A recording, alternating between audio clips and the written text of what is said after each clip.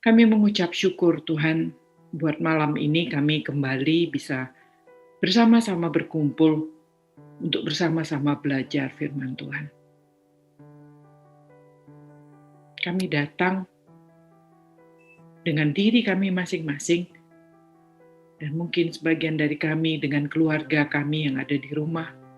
Kami datang semua Tuhan, di hadapan Tuhan, merendahkan hati kami, membuka pikiran kami, membuka hati kami, untuk Tuhan boleh berbicara, untuk Tuhan tegur, untuk Tuhan koreksi, untuk Tuhan ampuni. Tuhan, ini kami datang. Kami mendekati hadirat-Mu yang kudus. Kami tahu kami tidak berlayak, karena Engkau begitu suci, Engkau begitu agung, Engkau begitu mulia. Tuhan yang sentuh kami dan layakkan kami. Ini kami Tuhan. Dengan kerendahan hati kami datang untuk memintakan pertolongan Tuhan. Tuhan berikan kami pengertian-Mu. Roh Kudus Tuhan pimpin kami. Untuk kami boleh sama-sama belajar.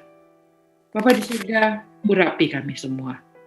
Baik hamba-Mu, dari semua persiapan dan apa yang sudah Tuhan berikan, boleh hamba-Mu sampaikan. Untuk hal-hal yang tidak berkenan kepada Tuhan, Tuhan buang jauh-jauh. Kami berdoa memohon pertolongan Tuhan untuk kami boleh sama-sama belajar dan mengerti. Bapa di surga, kami menyerahkan juga semua teknis, semua sound system, semua internet, semua jaringan, dan segala sesuatu yang kami perlukan teknologi di malam ini, supaya kami boleh belajar dengan tanpa gangguan. Kuasa Tuhan atas semuanya ini memungkinkan kami untuk boleh belajar. Terima kasih Bapa di surga, sertai kami satu persatu, agar kami boleh berkonsentrasi dan tidak ada yang mengganggu kami.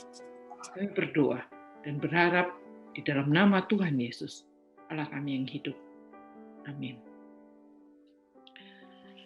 Baik, selamat malam Bapak Ibu semua, teman-teman, saudara-saudaraku. Kita hari ini mulai ya, kita masuk ke satu buku Imamat, yang sebuah buku yang sangat serius.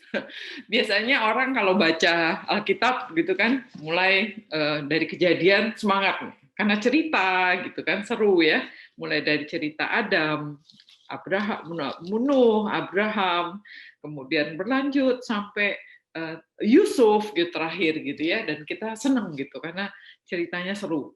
Lalu masuk ke Keluaran ya, kita cerita tentang, kita sudah menghabiskan setahun kemarin ya, bicara tentang Keluaran dari Mei sampai Desember. Kita bicara tentang Musa yang dipanggil, orang Israel yang diperbudak. Masih seru nih ceritanya, kena tulah si Firaun, seru gitu. Nah, lalu sampai di bab-bab terakhir, di buku chapter-chapter terakhir, kita belajar tentang peraturan juga, belajar tentang peraturan tentang budak, tentang perempuan, tentang segala macam aturan ibadah, dan kita mulai berhenti gitu ya. Sampai kalau kita baca, ingat-ingat kembali pasal 28 Keluaran, kita bicara tentang pakaian imam, lalu kita bicara tentang pentahbisan imam, lalu mulai pembangunan kemah suci.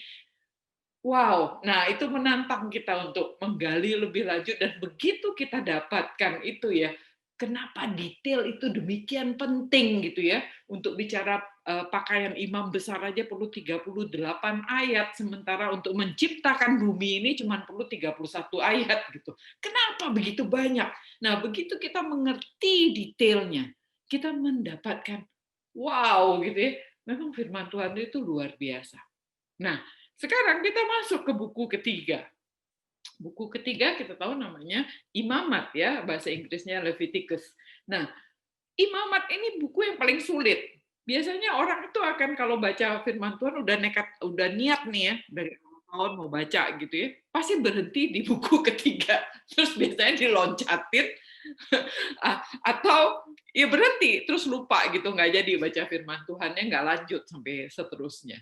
Nah, saya mau menantang nih Bapak Ibu malam ini ya, teman-temanku, saudara-saudaraku, untuk kita sama-sama lewatin gitu ya, buku yang sulit ini, dan malam ini kita akan bicara pengantarnya dulu.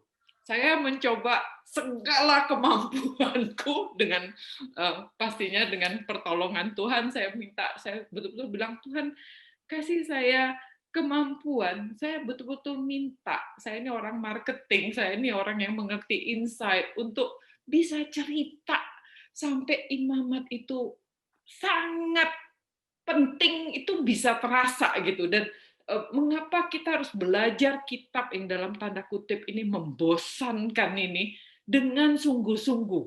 Intinya tuh apa ya? Nah, itu yang saya mintakan kepada Tuhan. Dan saya sungguh-sungguh mempersiapkan diri saya untuk benar-benar bagaimana membantu kita semua untuk mengerti kitab ini dan mencintainya. Itu yang paling penting. Karena paling penting adalah kita mencintai firman Tuhan. Dan kitab Imamat ini nyaris 100% firman Tuhan.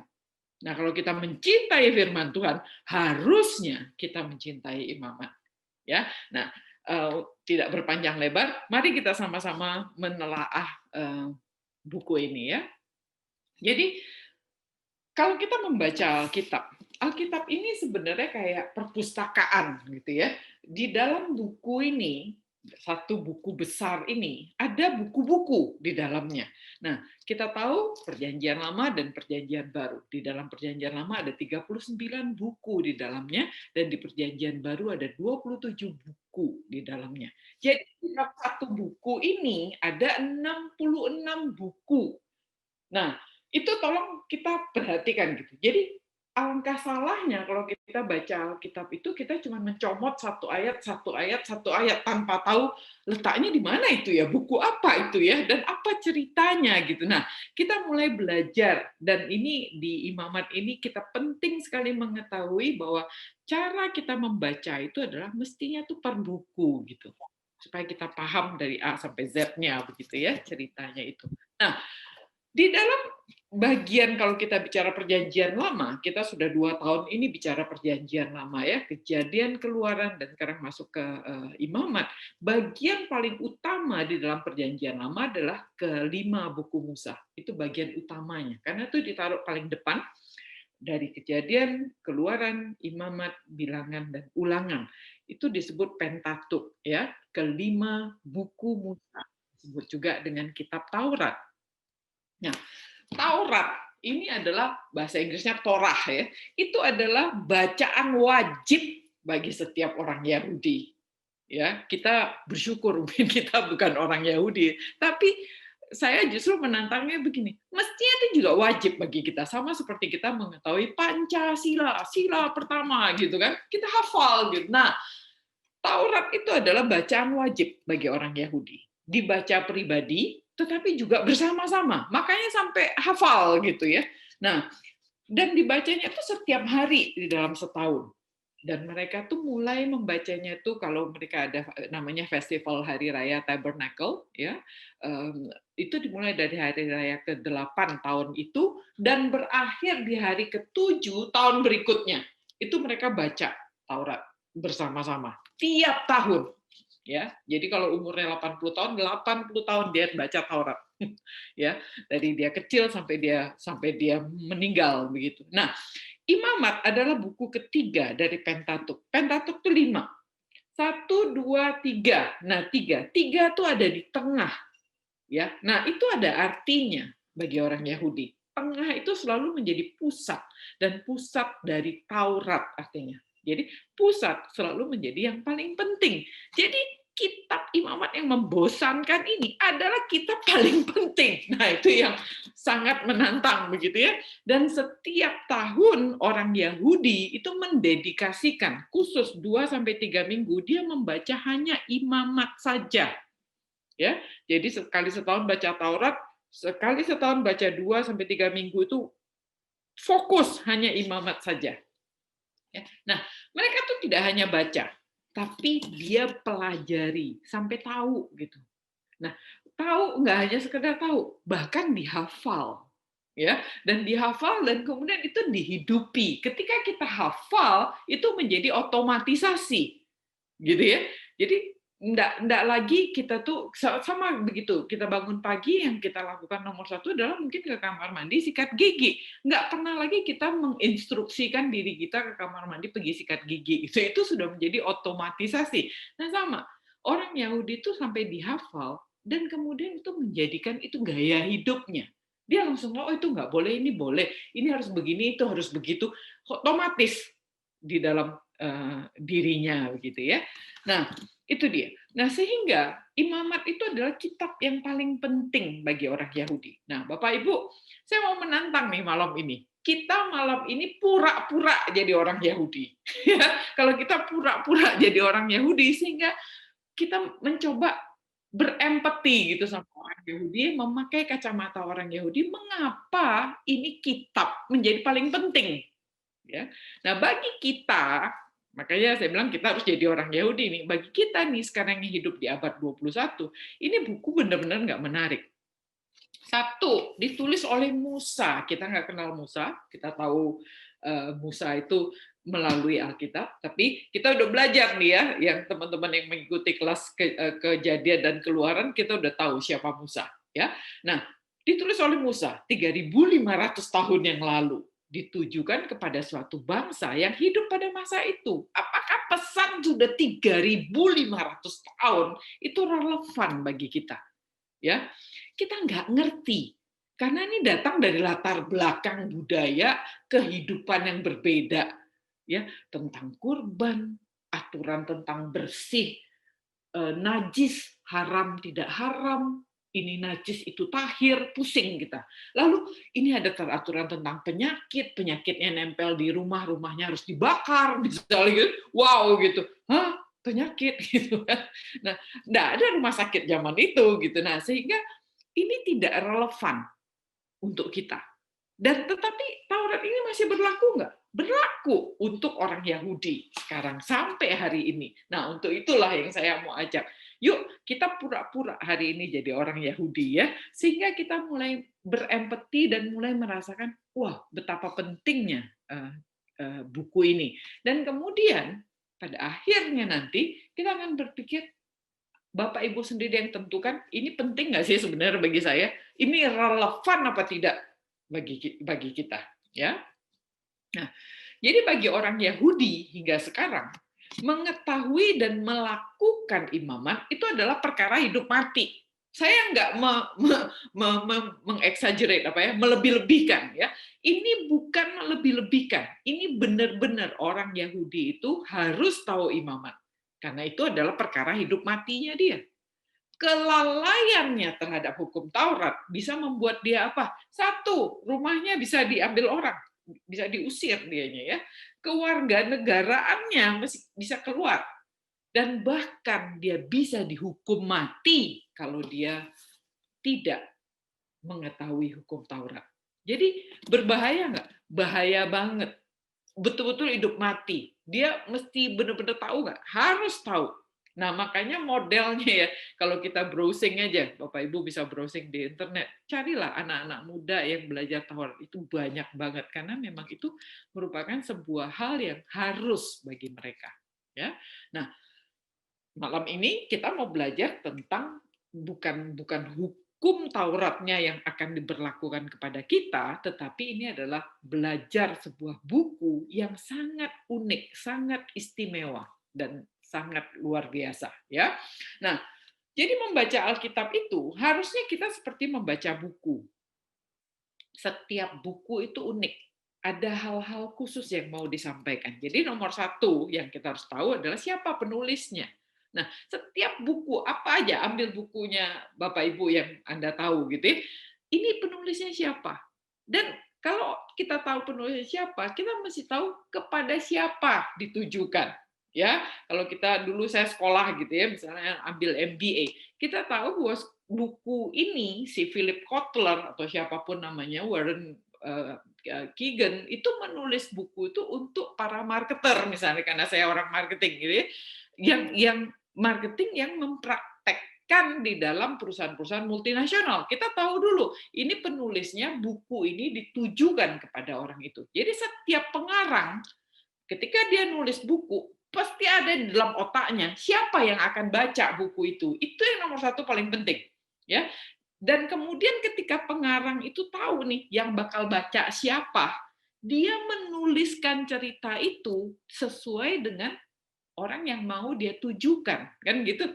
Jadi tahu dulu siapa yang akan dituju. Jadi dalam kasus Imamat yang menulis Musa, Musa menuliskan untuk siapa? Dia menuliskan untuk orang Israel. Jadi ceritanya itu cerita tentang untuk orang Israel, ya. Nah, lalu ada tokoh-tokohnya. Siapa tokoh-tokohnya di dalam buku tersebut? Ada tokoh utamanya, ada tokoh pendampingnya gitu ya. Lalu dan lain-lain. Konteksnya, di mana itu dilakukan, kapan, dan hal lainnya yang mendukung cerita itu, gitu ya. Nah, jadi Imamat ini sebenarnya masih satu kesatuan dengan buku Keluaran. Nanti kita akan buktikan di Imamat ayat 1, pasal 1, ayat 1. Nah, itu langsung kelihatan itu bukan buku sendiri. Jadi itu sebenarnya merupakan satu kesatuan dengan buku Keluaran, ya, tadinya. Tetapi kemudian Imamat itu dipisahkan tersendiri. Kenapa? Karena ini ingin, jadi ada kesengajaan oleh Musa untuk menjadikan Imamat itu pusat dari 5 kitab yang dia tulis itu tadi.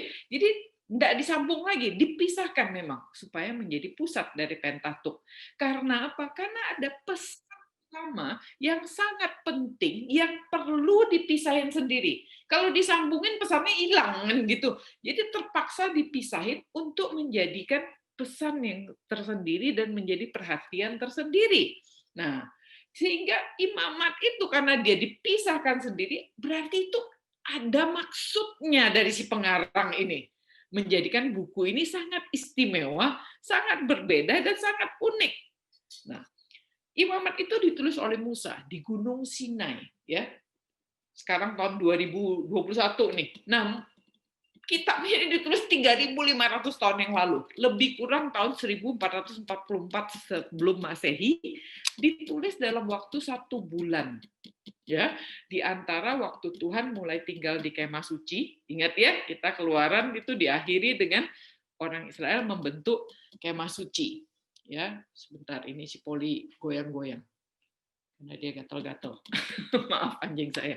Nah, sehingga jadi kitab itu ditulis dalam waktu 1 bulan.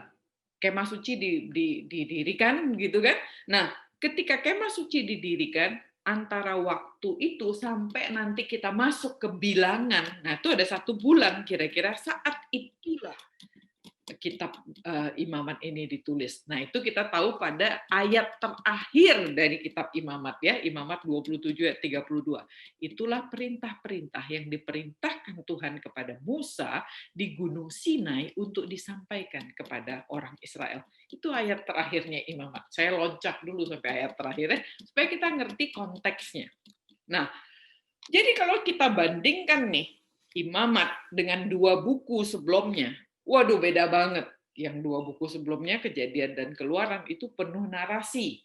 Ya, hanya ada sedikit peraturan dan ketetapan. Makanya Kejadian bacanya enak. Keluaran udah mulai susah di belakang-belakang gitu ya. Nah, sekarang ini semuanya peraturan. Nah, Imamat itu adalah buku peraturan dan ketetapan yang ditulis, tulisnya tuh bagusnya gini, historis naratif. Jadi ada kronologis. Ya, jadi kalau kita membaca Imamat, yang nomor 1 kita harus perhatikan urutan itu penting banget, ya, karena ada maksudnya penulis. Kenapa nulisnya ini dulu? Misal contoh ya, saya langsung loncat, misal korban bakaran. Korban bakaran itu ditulis nomor 1. Kenapa korban penebus salah nomor 5? Nah, itu ada aturannya itu, ada ceritanya mengapa begitu gitu. Nah, itu kita mesti hati-hati ya. Nah, sehingga Musa ketika menulis ini betul-betul historis naratif, ada kronologisnya.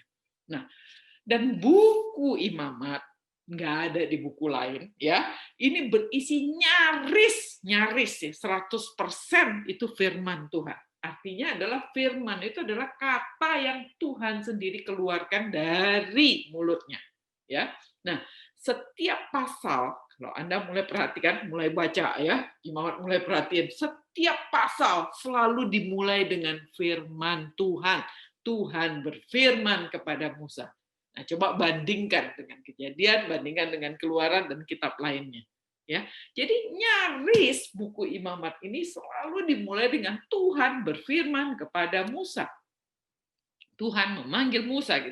Tidak ada buku lain yang seberharga dan seunik Imamat kalau kita betul-betul bilang firman Tuhan itu berharga. Kalau kita bilang firman Tuhan itu berharga, setiap kata yang keluar dari mulut Tuhan itu berharga, buku Imamat adalah buku yang paling berharga. Ya, 2 Timotius 3 ayat 16 kan bilang gini ya, segala tulisan yang diilhamkan oleh Tuhan memang bermanfaat ya. Segala tulisan yang diilhamkan itu yang diucapkan oleh Tuhan, yang di-breath out gitu ya, diucapkan, diilhamkan oleh Tuhan, bermanfaat untuk mengajar, menyatakan kesalahan, memperbaiki kelakuan dan mendidik orang dalam kebenaran. Ini kalau di gereja kami memasukkan ini sebagai bagian dari pengakuan iman kami, ya, sehingga kita selalu diingatkan bahwa apa yang Tuhan ucapkan itu bermanfaat untuk kita. Mengajar, menyatakan kesalahan, memperbaiki kelakuan, mendidik orang di dalam kebenaran. Nah, kitab Imamat, kalau kita lihat tulisan ini, tulisan Rasul Paulus di Perjanjian Baru, kita balikin ke Imamat, Imamat itu 100% nyaris 100% isinya semuanya firman Tuhan. Ya, nggak ada penulis yang nulis gitu. Musa itu cuma didiktein tulis kan gitu. Nyaris 100% firman Tuhan. Jadi buku ini sangat berharga nggak? Sangat berharga 100% kalau saya bilang ya nyaris firman Tuhan. Nah, lalu, karena Imamat itu bagian dari Keluaran tadinya gitu ya, dan kenapa Musa pisahkan? Berarti Musa itu punya pemikiran Imamat itu kayak puncaknya Keluaran, ya. Ada kisah dari Keluaran itu yang jeng-jeng gitu, yang puncaknya itu terjadi di Imamat gitu ya. Nah, kita tahu bahwa Keluaran adalah kisah kasih Tuhan. Tuhan mengasihi umatnya kan, dikisahkan itu dalam wujud diceritakan tentang inisiatif Tuhan. Tuhan merencanakan penyelamatan Israel dari Mesir. Tuhan panggil Musa, Tuhan utus dia untuk ditebuslah Israel itu dan diselamatkan umat Israel dari perbudakan. Setelah diselamatkan untuk dijadiin apa? Untuk dijadiin bangsa kepunyaan Tuhan sendiri. Berkali-kali Tuhan bilang, aku Tuhanmu, Tuhan, ya. Aku tuh Tuhan, Allah yang memimpin engkau. Engkau adalah umatku. Berkali-kali Tuhan bilang begitu.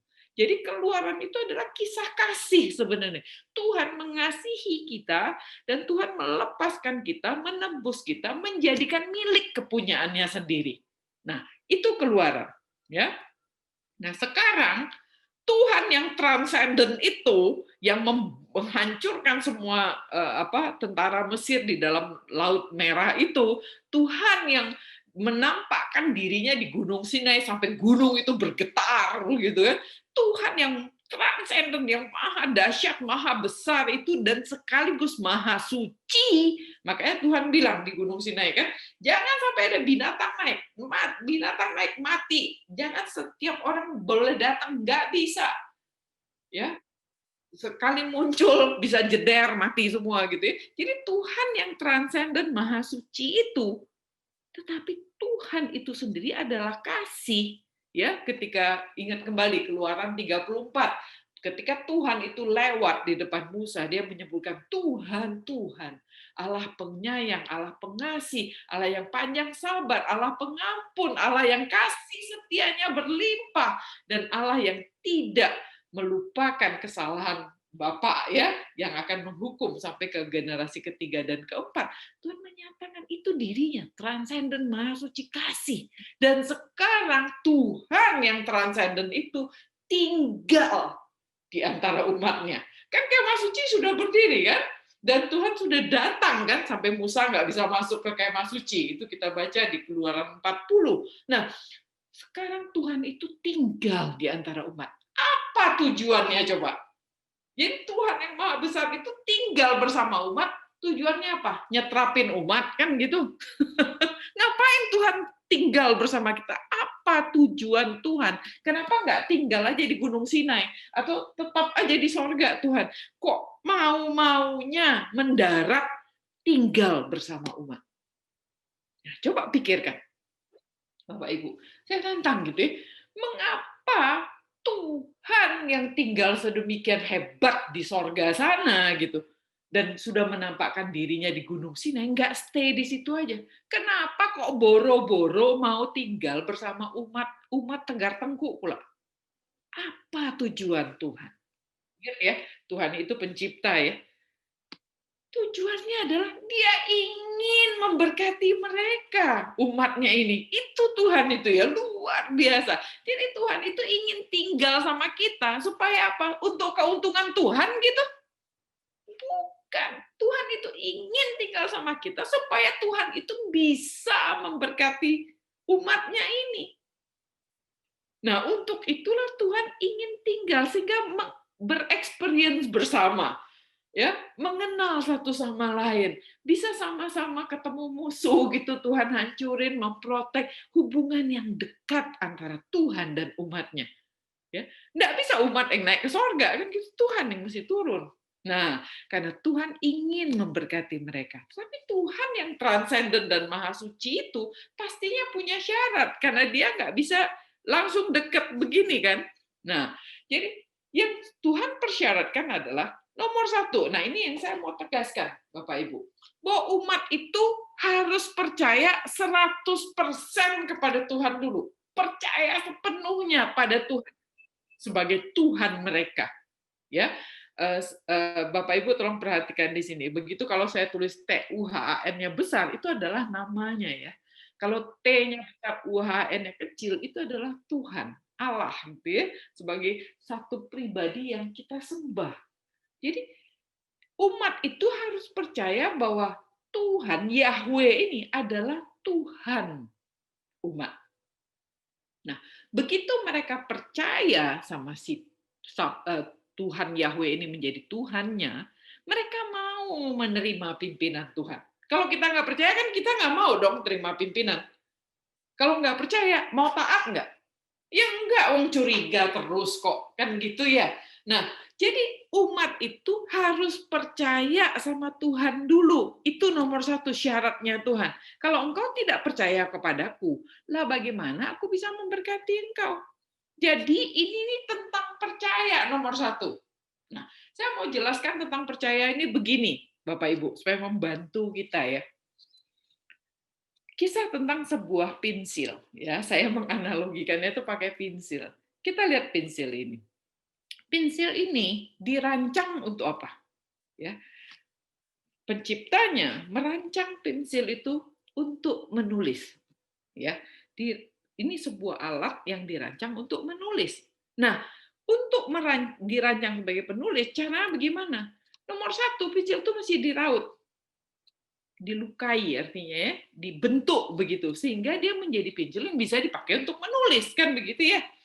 Nah, setelah itu dia dipakai, kekencengan tekannya patah dia. Setelah patah, tumpul, mesti diraut lagi. Setelah diraut lagi, ditulis salah pula, mesti dihapus. Kerjanya sia-sia begitu ya. Nah, sehingga si pensil tuh bilang begini, aduh capek deh, mau dipakainya mesti diraut dulu. Ya, setelah dipakai ditekan pula, aduh patah pula dia. Terus jadi tumpul, kebanyakan dipakai jadi tumpul. Setelah tumpul diraut lagi, ya. Lalu bisa salah pula, tulisnya salah, kemudian dihapus hasil kerja, sayang dong kan gitu ya. Dan kemudian digigit pula kalau iseng gitu ya, menggigit pensil gitu. Jadi si pensil bilang capek deh gitu. Nah, jadi si pensil ini ingin jadi sumpit. Karena dia bilang, wah sumpit enak nih, bentuk sama nih gitu kan. Lalu dia bilang nih, Wah, sumpit enak banget. Karena sumpit selalu ada temannya. Selalu berdua. Dan sumpit nih ya, waduh, selalu teman sudah punya teman, selalu bergelimang makanan enak. Kena minyak, ada makanan enak, wah asik gitu kan. Nah, si pensil ingin menjadi sumpit. Pertanyaannya begini Bapak Ibu, bagaimana hati penciptanya? Coba. Itu dia. Jadi si pencipta menciptakan pensil untuk apa? Untuk menulis, bukan? Tetapi si pensil Mbalelo ini, pemberontak ini, ingin menjadi sumpit dia. Hati penciptanya bagaimana? Nah, itu yang kita belajar ya. Kita mau belajar dari Musa. Sudah dua kitab kita pelajari dari Musa, dan sekarang kita masuk ke kitab ketiga, kita mau belajar dari Musa. Kenapa belajar dari Musa? Karena Musa adalah salah satu orang yang sangat dekat sama Tuhan dan kenal Tuhan sampai hatinya Tuhan dia tahu. Nah, itu kita udah pelajari ya. Nah, saya mau ulang sedikit, terpaksa harus mengulang sedikit. Nah, ini di Keluaran 34 ayat 27. Tuhan itu percaya banget sama Musa, sampai Tuhan bilang begini, tuliskan segala firman, sebab berdasarkan firman ini, telah kuadakan perjanjian antara engkau dengan Israel. Tuhan mempercayakan misinya 100% kepada Musa. Ya, kalau orang sudah disuruh tulis, artinya kalau orang ini melencengkan apa yang diomongin ke tulisan nih, dia bisa loh. Nah, makanya ketika Tuhan mempercayakan Musa, artinya Tuhan percaya sama Musa itu 100%. Ya, kalau Musa nyalah gunakan itu kacau itu gitu ya. Tapi Tuhan percayakan. Dan Tuhan meneguhkan perjanjian dengan umatnya, itu tulis hitam di atas putih, Musa penulis tersumpahnya, begitu ya. Dan Musa terakhir tuh kalau kita baca di Keluaran ya, pasal-pasal terakhir, di sana bersama-sama dengan Tuhan 40 hari 40 malam, tidak makan roti, tidak minum air. Ia menuliskan pada loh batu itu segala perjanjian dan ke-10 firman-Nya. Musa betul-betul menghargai, menikmati kebersamaan sama Tuhan sebagai anugerah terbesar sampai dia nggak lapar. Dan Tuhan mencukupkan Musa, nggak pakai makan, nggak pakai minum, nggak pakai tidur, nggak pakai yang lain-lain. Hanya Tuhan semata-mata. Dan akibatnya apa? Ya, ini kita pelajari di minggu lalu ya, bahwa ketika kita belajar doanya Musa, kita melihat ada transformasi yang sangat besar. Ketika Musa turun dari Gunung Sinai, perhatikan ini, teman-teman. Ayat 28. Musa di sana 40 hari 40 malam ya. Ya, kita lihat itu ya. Ayat 29, nggak ada perintah. Tuhan bilang, Musa turun, nggak ada.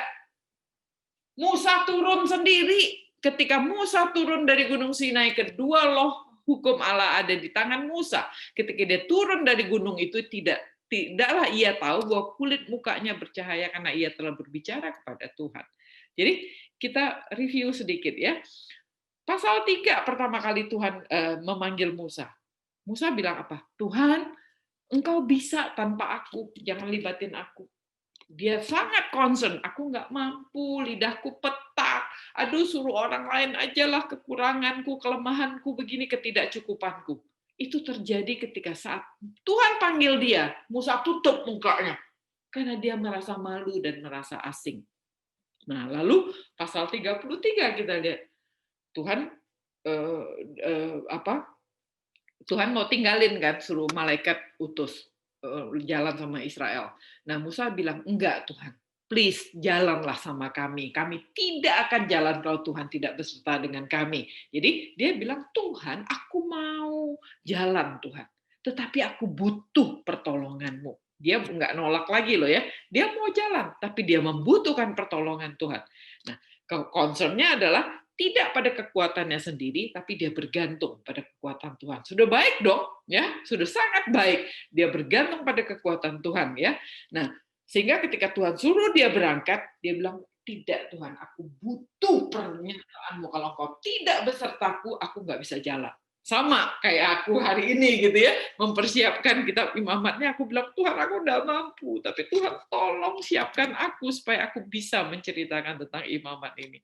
Dan Tuhan menolongku, kan begitu ya. Nah, Tapi kita lihat transformasi satu langkah lagi dari Musa, pasal 34. Dia bilang apa? Tuhan, aku siap mendengar dan melakukan misimu. Tidak ada lagi concern. Dia tidak menunggu lagi. Tuhan, sekarang ngapain? Enggak. Makanya tidak dicatat di sini, Tuhan mengatakan, Musa turun. Katakan kepada umat Israel. Enggak. Musa itu turun sendiri, bawa loh hukum di dalam tangannya. Dia udah tahu mau ngomong apa sama Harun sama orang Israel. Dia nggak usah disuruh lagi. Musa tahu kapan harus turun gunung, nggak tunggu perintah. Musa telah menjadi sahabatnya Tuhan. Dia kenal hati Tuhan. Dan wajah Musa ketika dia kenal hati Tuhan, wajahnya itu memancarkan kemuliaan Tuhan. Tuhan sudah kayak plong gitu ya, orang bisa melihat Tuhan di dalam Musa. Ya, jadi ketika umat kita semua berteriak kita ingin melihat Tuhan, orang sudah bisa lihat Tuhan di dalam Musa. Nah, itu yang disampaikan. Nah, sehingga kita bisa melihat Musa. Ya, dan Musa melakukan semua itu tepat seperti yang diperintahkan Tuhan kepadanya. Demikian dia lakukan. Musa itu kenal hati Tuhan. Nah, ini yang mau disampaikan di dalam imamat. Ya, jadi itu yang mau disampaikan. Jadi Tuhan itu mau bilang nih, engkau tuh harus percaya sama aku, sama seperti Musa percaya sama aku. Udah percaya penuh, aku pun memberkati engkau, engkau pun akan menjadi umatku. Kalau kita saling percaya, engkau tidak meragukan aku lagi, engkau akan jadi umatku. Nah, tanda percaya apa? Nah, kan gini ya, apa dong buktinya kita percaya? Contoh, sekarang kita bilang begini. Nanti kita belajar di imamat ya. Ketika Tuhan bilang begini, ambil seekor domba jantan misalnya, sembelih kan gitu. Kita tanya, kenapa domba jantan Tuhan? Sekarang kalau misalnya Tuhan nggak mau jawab, Anda percaya apa enggak? Nah itu dia, ya. Kenapa lemaknya tuh nggak boleh dimakan? Lemak sapi itu nggak boleh dimakan. Tuhan kan bilang nggak bisa ambil lemaknya bakar, kan gitu. Kok nggak boleh? Nah, kita tuh bertanya begitu kan. Coba saya tantang gitu ya seminggu ini. Coba cari, kenapa lemak tuh nggak boleh dimakan? Apa Tuhan ada jawabannya di dalam kitab Imamat? Kalau kita nyari, nggak bakal ketemu jawabannya. Ya, pertanyaannya, Anda percaya apa tidak? Kalau Tuhan bilang nggak boleh, artinya tidak boleh. Nah, sering kita tuh nggak percaya. Kita pengen tahu kan. Nggak bisa, mesti tahu. Itu dia. Nah, itu namanya nggak percaya. Ya, yang Tuhan mau adalah kamu percaya padaku 100%. Lakukan perintahku. Layani Tuhan, layani sesama tanpa pernah mempertanyakan Tuhan. Seperti si pensil tadi. Ya, seperti si pensil tadi. Dirancang untuk menulis, dirancang untuk menggambar, dirancang untuk dihabisin sampai habis, sampai pendek habis. Itu tuh yang punya hak tuh penciptanya. Si pensil tidak ada hak mempertanyakan dirinya dan tidak ada hak untuk bertanya, aku mau jadi sumpit. Karena dia tidak tahu the whole story, ya. Ujungnya seperti apa dia tidak tahu. Dia cuma mengeluh saat saat diraut, mengeluh, saat ditekan patah, mengeluh. Dan banyak yang dikeluhkan. Padahal di tangan penciptanya, di tangan yang pakai, dia bisa menciptakan lukisan demikian indah. Ya, lukisan ini dibentuk dari pensil. Seandainya dia ngotot tetap jadi chopstick, jadi sumpit, apa yang terjadi? Masuk tong sampah. Kan gitu. Dia nggak tahu itu, karena itu ada di tangan yang pegang. Nah, sering dalam hidup kita mempertanyakan Tuhan. Kita mau kayak begini, kita mau kayak begitu. Tanpa sebenarnya mengerti cerita sebenarnya. Nah, yang Tuhan mau ajarkan satu di kitab Imamat. Engkau mengerti tidak mengerti membaca kitab Imamat ini, Tuhan mau tanya adalah, apakah engkau percaya apa tidak? ya, bahwa kitab itu pernah dikasih, bahwa kitab itu berisi kebenaran firman Tuhan. Firman Tuhan itu tidak pernah salah. Ya. Jadi yang harus kita pelajari dari imamat adalah prinsipnya, bukan nitty-gritty. Oh ya memang sekarang ini berarti kalau ke gereja kita bawa kambing dong, gitu. Enggak, itu sudah tidak berlaku. Tapi mengerti nggak kita kenapa umat harus membawa korban? Apa yang sudah dipenuhi sekarang sampai kita nggak perlu lagi bawa korban? Prinsipnya masih berlaku, tetapi sudah dipenuhi, kan begitu. Nah, itu yang kita harus mengerti. Dan jangan mempertanyakan, nggak ngerti ah, udah nggak paham, ya sudah nggak jadi, kan begitu ya. Nah, ini yang saya mau minta Bapak Ibu, Anda mesti punya stamina, masih punya kengototan untuk mengerti. Ya, karena kita nggak ngerti the whole story, tetapi kita harus percaya bahwa Tuhan akan pimpin kita untuk bukain dikit-dikit sampai kita paham. Oh, begitu, gitu ya. Nah, jadi balik lagi nih, imamat itu adalah puncak kisahnya Keluaran, ya. Nah, Tuhan merindukan umatnya itu menyadari tujuan penciptaan, bahwa kita diciptakan, umat itu diciptakan untuk memuliakan Tuhan dan menikmatinya. Nah, untuk menikmati Tuhan itu, Tuhan kasih blessing yang banyak gitu untuk bisa menikmatinya, kan gitu. Ya. Nah, jadi Tuhan itu merindukan umatnya itu dewasa, sadar gitu loh.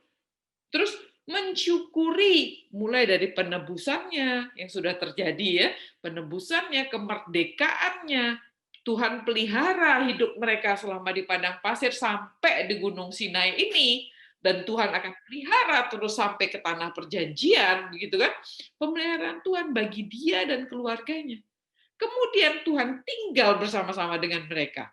Yang Tuhan inginkan umat itu nggak kabur gitu, tapi umat memilih dengan sadar, pilih untuk tinggal bersama-sama dengan Tuhan. Nah, ketika tinggal bersama-sama, emang diam-diaman aja gitu. Ya, tinggal serumah tapi diam-diaman. Ngapain serumah? Itu namanya anak kos kan gitu. Tapi kalau kita berumah tangga, suami, istri, punya keluarga, punya anak-anak, kita ingin ngobrol kan. Kita ingin makan bersama, kita ingin melakukan aktivitas bersama. Bukan anak kos yang tinggal di dalam kamar masing-masing dan tidak tahu sebelah siapa ya, kan gitu ya. Nah, Tuhan itu merindukan umatnya itu dewasa, sadar. Oh, kenapa kita harus tinggal bareng-bareng? Berarti ada tujuan tinggal bareng-bareng. Tuhan ingin memberkati umat. Umat itu bersuka cita dengan berkat Tuhan. Kan begitu. Ya. Nah, karena umat dalam tanda kutip nggak ngerti, kembali Tuhan berinisiatif. Jadi kalau Bapak Ibu sadari nggak, setiap kali kita baca Alkitab ini ya, selalu yang mulai inisiatif itu Tuhan. Tuhan ciptakan Adam. Dia pergi berdosa, dia pergi makan buah kan? Dia kabur. Siapa yang panggil nomor satu? Tuhan yang panggil. Tuhan yang panggil Adam, Adam di mana kamu? Terus dia sembunyi, dia bikin daun arak buat menutup auratnya. Tuhan lagi yang kasih dia baju. Dan Tuhan lagi yang menjanjikan penebusan, bukan? Demikian juga Abraham. Abraham dari Nuh dulu. Nuh dipanggil, Tuhan yang inisiatif panggil dia, yang utus dia, suruh bikin bahtera. Abraham juga Tuhan yang panggil. Ya, Ishak Tuhan yang panggil. Terus Yakub, Yusuf, Musa, semua Tuhan yang panggil. Ya, jadi yang namanya ibadah itu selalu dimulai dari panggilan Tuhan. Nah, ketika Tuhan memanggil, responsnya bagaimana? Nah, jadi di sini Tuhan kembali berinisiatif. Ini umat nggak ngerti nih, aku udah tinggal nih bersama umat. Ngerti nggak kenapa aku harus tinggal bersama umat? Nggak ngerti, gitu kan? Nah, Tuhan lagi inisiatif. Dia menyingkapkan dirinya untuk dikenali. Ini rumahku kayak begini ya, semua emas kan gitu ya, di depannya ada bejana pembasuhan, di depannya lagi ada altar kan gitu. Dia ingin dikenalin, ini halamannya, ini pagernya, sehingga dia ingin umat itu berelasi, tetapi karena dia maha suci, dia nggak bisa selengean gitu. Umat selengean berelasi sama Tuhan bisa mati umatnya. Untuk itulah, karena naturnya berbeda, itu harus ada pengaturan bersama. Nah, nomor satu yang Tuhan atur adalah tempat. Di sini nih kemah suci. Ingat ya, Musa pernah bikin kemah pertemuan kan jauh dari perkemahannya orang Israel supaya orang Israel nggak mati. Nah sekarang Tuhan bilang aku berada di tengah-tengahmu. Untuk itu harus ada aturan. Nah Tuhan bikin dulu nih kemahnya ada di tengah-tengah dan si perkemahan umat ada di sekeliling kemah suci. Semua orang punya akses untuk mendekat kepada Tuhan.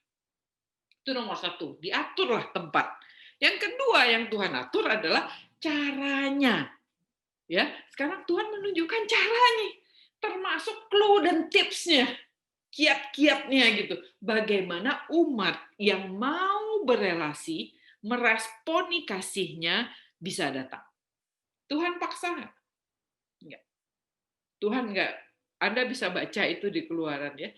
Kalau ada umat yang mau datang, kalau engkau enggak mau, enggak apa-apa, kata Tuhan. Yang rugi lu, bukan aku. Tuhan mau bilang begitu ya. Jadi Tuhan tunjukin caranya. Gini loh kalau mau datang. Bagi umat yang mau. Kalau umat nggak mau, ya udah diem sana di dalam kemahmu itu. Tuhan nggak akan apa-apain. Ya. Jadi Tuhan nggak pernah paksa. Tuhan menunjukkan caranya. Begini loh, kalau engkau mau datang, aku kasih tahu caranya begini. Engkau nggak bisa datang sembarangan, karena itu akan menghancurkan engkau. Karena natur Tuhan dan umat yang berbeda. Ya, nah itu. Jadi inilah isi kitab Imamat. Jadi kitab Imamat itu berisi cara-cara, clue, dan tips untuk datang kepada Tuhan. Jadi untuk datang pun Tuhan yang masih kasih tahu loh. Nah, sehingga Bapak Ibu, Anda pernah merasa gini nggak? Kok doaku nggak bisa nggak dijawab Tuhan ya? Kok gue kayaknya tuh kalau ngomong sama Tuhan tuh kayak ngomong sama angin kan gitu ya? Nah, baca Imamat. Saya sangat menyarankan itu, ya, supaya kita ngerti. Oh, begitu maunya Tuhan gitu. Ya. Nah, apakah kitab ini relevan buat kita? Sangat relevan. Karena kita bisa melihat caranya Tuhan. Clue-nya bagaimana sih? Tipsnya bagaimana sih? Bagaimana Tuhan itu merindukan umat itu datang kepada Dia dan Dia akan meresponnya.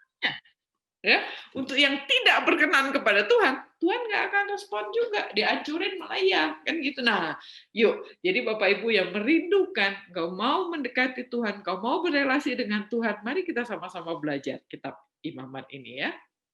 Nah, saya membuat perbandingan antara Keluaran dan Imamat. Ya, nah jadi kalau Keluaran itu bicara tentang Tuhan pengampun. Ya, umat yang sudah tinggal di Mesir disuruh tinggal 5 tahun, dia tinggal ratusan tahun di Mesir, kurang ajar kan? Dia demen sama Sungai Nil. Tuhannya bilang jangan tinggal di sana, tempatmu di Kanaan, malah kabur ke Mesir, terus tinggal di Mesir, menyembah dewa-dewa Mesir, kan gitu. Tapi Tuhan ingat janjinya sama Abraham, diampuni, diajak keluar, kan gitu. Nah, kalau Keluaran bicara tentang Tuhan pengampun, Imamat itu bicara tentang Tuhan yang maha suci, yang engkau nggak bisa dekati, ya, tentang Tuhan, kesucian Tuhan. Nah, kalau Keluaran bicara tentang inisiatif Tuhan mendekati manusia, nah Imamat ini adalah Tuhan memberikan pedoman. Jadi inisiatifnya tetap dari Tuhan ya, tapi dia kasih pedoman untuk manusia bisa datang mendekati Tuhan. Nah, kalau Keluaran itu bicara Tuhan Yesus, itu bayang-bayang Tuhan Yesus sebagai penebus dan juru selamat yang mati untuk kita. Ya, makanya kita tahu ya, Tuhan selamatin, Tuhan tebus kita dari Mesir, terus diselamatkan. Itu adalah semua bayang-bayang Kristus. Nah, kalau di Imamat ini adalah bayang-bayang Tuhan Yesus yang kudus dan tidak bercela, yang menyatu dengan Bapa di sorga dan mengutus Roh Kudus untuk menjaga umat itu untuk tetap kudus. Ya. Nah, Kalau Keluaran itu menekankan akan dosa, manusia itu sudah diperbudak, terpuruk manusia dalam dosa. Imamat itu menekankan tentang kenajisan kita, tentang kecemaran manusia. Hati manusia itu, walaupun kita udah ditebus nih, walaupun kita udah diselamatin nih, kecenderungannya pasti sesuatu yang najis. Pasti sesuatu, pikirannya itu kotor melulu, kepengen ngelakuin tuh yang gampang, yang mudah, yang menguntungkan, yang menyenangkan. Kecenderungan hati manusia itu selalu berdosa. Nah, imamat, kalau kita mau tahu hati kita belajar di imamat. Kemudian kita baru menyadari, astaga, kan gitu ya, bahwa hati kita ini ampun. Nah, makanya tadi saya menekankan tentang hati Musa. Hati yang sudah diubahkan sama Tuhan dan mengenal hati Tuhan. Sehingga Tuhan bisa memancar wajahnya. Musa itu penuh dengan kemuliaan Tuhan. Ya. Nah, Keluaran itu Tuhan bicara dari Gunung Sinai. Imamat Tuhan bicara dari mana? Nah, Tuhan bicara dari kemah suci. Ya. Nah, Keluaran itu bicara tentang manusia dipanggil untuk mendekati Tuhan. Imamat itu manusia dijaga, udah dekat sama Tuhan.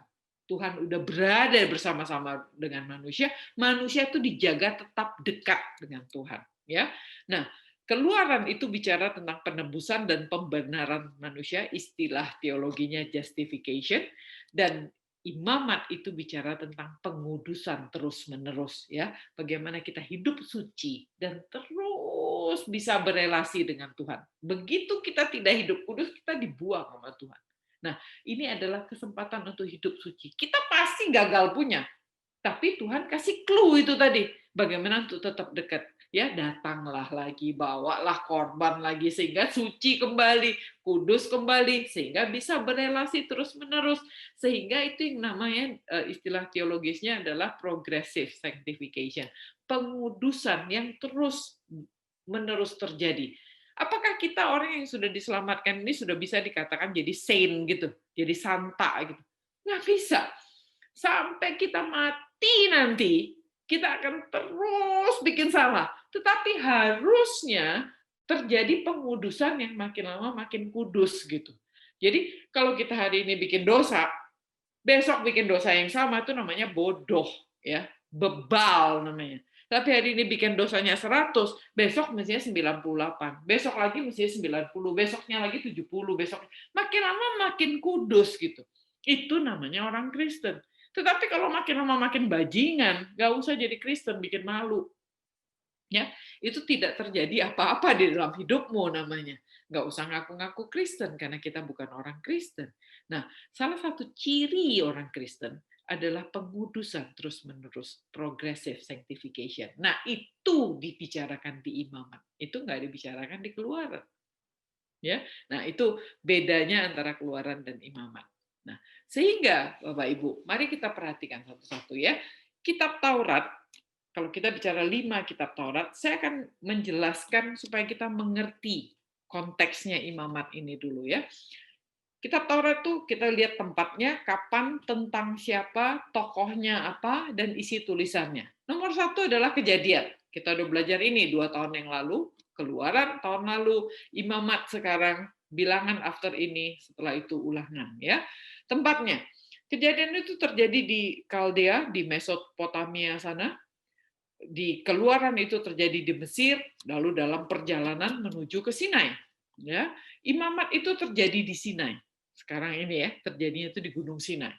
Lalu nanti Bilangan itu terjadinya di Sinai, berangkat ke tanah Negeb, lalu ke Edom, lalu ke Moab. Dan Ulangan itu terjadi di pelataran Moab. Setelah itu mereka masuk ke dalam tanah Kanaan ya, belajar Yosua. Nah, Kejadian itu kapan terjadinya? Waduh, kejadian itu tidak tercatat kapan terjadinya. Nggak pernah ada manusia yang tahu kapan sih Adam lahir, itu nggak tahu ya. Yang kita mulai tahu itu adalah setelah kejadiannya Abraham, itu kita tahu ya, 500 tahun sebelum Musa. Jadi kira-kira 2000 tahun sebelum Masehi. Jadi 4000 tahun yang lalu itu Abraham. Tapi Abraham ke sono kita nggak pernah tahu. Nuh berapa, sebelumnya lagi Adam berapa kita nggak pernah tahu. Nah, Keluaran itu mencakup kira-kira 300 tahun dari Musa dipanggil dari orang Israel masuk ke tanah Mesir 300 tahun, kemudian dia diperbudak dan seterusnya sampai keluar dari Mesir. Itu kira-kira 300 tahun. Nah, imamat itu cuma 1 bulan. Bayangkan ya, berabad-abad nggak tahu waktunya 300 tahun, imamat itu cuma 1 bulan. Nah, 1 bulan ini masa sih penting perlu dicatat sendiri? Artinya tuh penting banget dibandingkan yang berabad-abad dan beribu tahun kita nggak tahu kejadian. Tapi imamat tuh dicatat 1 bulan kan penting gitu. Makanya dicatat sendiri. Nah, bilangan itu sekitar 38 tahun ya. Jadi antara Gunung Sinai sampai nanti orang Israel masuk ke dalam tanah Kanaan. Nah, ulangan itu juga berlangsung berabad-abad karena ulangan itu diakhiri ketika orang Israel mau masuk ke Kanaan dan itu dipakai terus-menerus berabad-abad sampai kekristenan muncul di zaman Tuhan Yesus. Ya. Lama sekali itu 2000 tahunan. Nah, jadi kalau kejadian itu bicara tentang seluruh manusia, Keluaran itu bicara tentang bangsa Israel. Ya, kejadian kan bicara dari penciptaan seluruh dunia nih, seluruh manusia. Keluaran itu bicara tentang bangsa Israel yang dipanggil keluar, satu bangsa yang Tuhan pilih. Nah, imamat juga bicara tentang bangsa Israel. Tetapi dikhususkan kepada orang Israel yang mau secara dewasa datang kepada Tuhan. Jadi bangsa Israel tidak seluruhnya. Kalau engkau tidak mau jadi penyembah Tuhan, imamat tidak berlaku bagimu. Nah, itu ya. Jadi seluruh manusia bangsa Israel dikecilkan lagi sama Tuhan. Ini hanya khusus bagi orang-orang yang memang mau menyembah Tuhan. Ya. Lalu bilangan digedein lagi ke bangsa Israel lagi seluruhnya dan ulangan terjadi antara bangsa Israel dan generasi selanjutnya. Jadi ingat ya, menyempit begini loh. Ya, baik dari waktu mengecil terus membesar kembali, tentangnya juga demikian. Seluruh manusia bangsa Israel penyembah bangsa Israel lagi ke generasi berikutnya. Sekarang kita lihat tokohnya. Kejadian kita tahu, tokoh utama Tuhan pastinya. Lalu ada Adam, ada Nuh, ada Abraham, Ishak, Yakub dan Yusuf. Ya, nah Keluaran tokohnya ada Tuhan, ya, yang sudah memperkenalkan namanya Tuhan, Yahweh. Ya, lalu ada Musa, ada bangsa Israel, ada Firaun, pemimpin Mesir, dan ada pemimpin-pemimpin dan bangsa-bangsa lain. Kita tahu ada Amalek di situ kan. Kita tahu kita tahu bahwa tidak hanya bangsa Amalek dan ada bangsa-bangsa lain yang dikalahkan oleh si Israel. Nah, imamat itu hanya bicara tentang Tuhan dan penyembah. Nggak ada yang lain. Penyembah dalam hal ini ada imam dan orang yang bawa korban. That's it. Ya, jadi tidak berlaku untuk seluruh Israel. Jadi tokohnya hanya Tuhan dan para penyembah. Nah, bilangan itu bicara tentang Tuhan lagi, pemimpin Israel, Musa, ada Yosua, kemudian ada bangsa Israel, lalu ada pemimpin dan bangsa-bangsa lain, ada orang Moab, ada orang Amon, ada ada Raja Og, ada pemimpin Sihon dan segala macam. Ada bangsa-bangsa lain yang nanti kita pelajari di kitab bilangan ya. Nah, di ulangan ada Tuhan, ada pemimpin dan bangsa Israel juga dan sampai generasi berikutnya. Nah, isi tulisannya, kejadian itu bicara tentang penciptaan, kehidupan manusia dan bapak-bapak awal ya, si Adam, si Nuh, Abraham, Ishak, Yakub dan Yusuf itu tadi. Nah, Keluaran itu bicara tentang dipanggil keluar dari Mesir, diselamatin, dipenebus dan diselamatkan. Nah, imamat bicara apa? Imamat itu hanya bicara worship, penyembahan, relasi yang khusus antara penyembah dan Tuhan. Ya. Nah, lalu nanti bilangan keluar gede lagi ya, statistik bangsa Israel keluar berangkat dari Sinai untuk masuk ke Kanaan. Dan kemudian di ulangan itu adalah pengulangan dari seluruh sejarah dan hukum Tuhan untuk generasi berikutnya.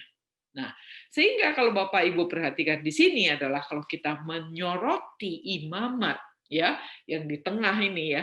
Nah, ini adalah sebuah kitab yang sangat penting merupakan wujud kasih orang-orang yang mencintai Tuhan. Ya, jadi kalau kita lihat betul-betul ke imamatnya sendiri, ini adalah hanya khusus untuk Tuhan dan penyembahnya. Dan kalau itu menjadi fokus inti dari Pentatuk, kita tahu apa maksud Musa. Bahwa kalau kita bilang sorga untuk semua orang, tidak. Ya, Tuhan pilih loh. Ya, dan Tuhan itu mau orang itu datang kepada Tuhan. Tuhan nggak pernah paksa. Engkau yang datang bawa korbanmu kepada Tuhan. Nah, korban pun nanti kita akan belajar. Ada korban bakaran, ada korban um, sajian, ada korban apa satu lagi itu namanya keselamatan, ada korban penebusan dosa, ada korban penebusan salah. Nah, korban pun macam-macam. Jadi imamat ini adalah kisah tentang orang yang mewujudkan kasihnya untuk mencintai Tuhan, dan itu menjadi inti dari Pentatuk. Ya, Tuhan dan penyembahnya itu menjadi garisan benang merah yang sangat kuat di dalam Pentatuk.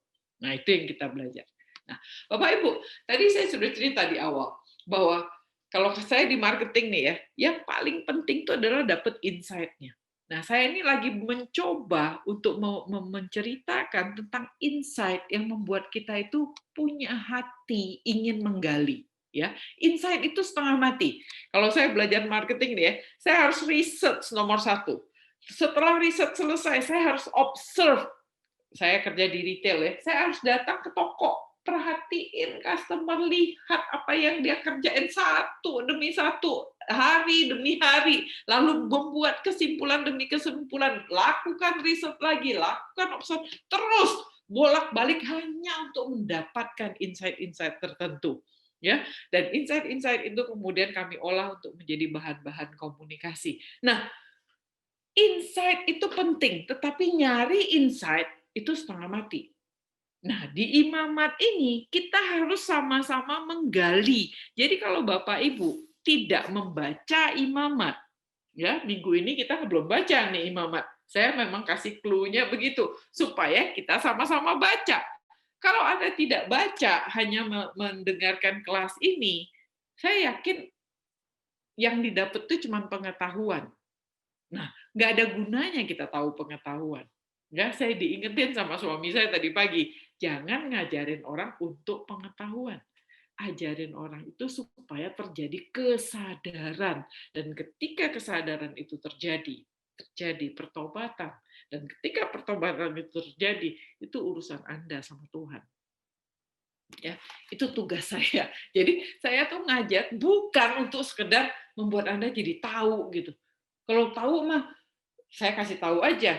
Belajar dari saya gurunya tuh David Powson. Belajar dari David Powson. Belajar satu lagi dari Thomas Constable. Saya banyak sekali baca buku dari beliau ini untuk membantu saya untuk membuat bahan-bahan ini. Nah, kalau mau tahu, belajar dari mereka. Ya, itu jauh lebih jago. Tetapi yang saya inginkan ini, yang saya campur dengan pengalamanku pribadi, saya doakan Tuhan pimpin kita sama-sama untuk belajar adalah untuk kenal hati Tuhan, dan ujungnya itu membawa kita kepada pertobatan dan relasi pribadi kepada Tuhan. Itu tujuannya. Jadi kelas ini tidak untuk sekedar tahu-tahuan gitu ya. Nah, balik ke insight. Jadi insight itu bukan pengetahuan yang baru, ya. Makanya tadi saya bilang tidak ada yang baru di dalam pengajaran ini. Bapak Ibu bisa mendapatkan pengajaran ini di mana saja. Banyak orang yang mengajarkan tentang imamat yang mungkin jauh lebih canggih. Tetapi yang saya mau kasih tahu adalah buka hatimu itu untuk belajar mengasihi Tuhan dan mau kenal Tuhan lebih dalam. Nah, kalau kita cuma bilang mau mengasihi Tuhan, tapi kita nggak berupaya untuk mengenal lebih dalam, itu mah ngomong doang. Ya. Tapi upayakan hati yang terbuka untuk belajar mengasihi Tuhan dan kenal lebih dalam. Tuhan lihat nggak effort itu? Tuhan appreciate nggak? Oh ya, ini umat setengah mati ya. Kan gitu. Saya yakin 100% Tuhan akan utus Roh Kudus untuk pimpin kita. untuk melihat dengan cara dan sudut pandang yang baru, sehingga kita baru ngerti. Kalau selama ini kita baca Imamat tidak mengerti, mulai malam ini saya tantang, baca lagi Imamat. Tetapi doa, minta Roh Kudus pimpin. Sehingga kita bisa melihatnya dengan cara dan sudut pandang yang baru. Ya, ketika kita melihat dari sudut pandang yang baru, kita tuh lebih, oh begitu ya. Kemudian kita tuh lebih haus gitu untuk menyadari. Saya ketika mempersiapkan ya baca ke Imamat 1, 2, 3, bolak-balik nggak habis-habis gitu, karena detailnya luar biasa pentingnya. Saya baru sadar, oh ini ada kata seluruhnya. Saya nggak akan cerita hari ini ya, itu buat minggu depan gitu. Tapi ada kata seluruhnya. Ternyata kata seluruhnya itu penting banget loh. Lalu ada kata tidak bercela, tapi ada yang bercela gitu. Ada yang mesti dibakar gitu. Ada yang tidak gitu.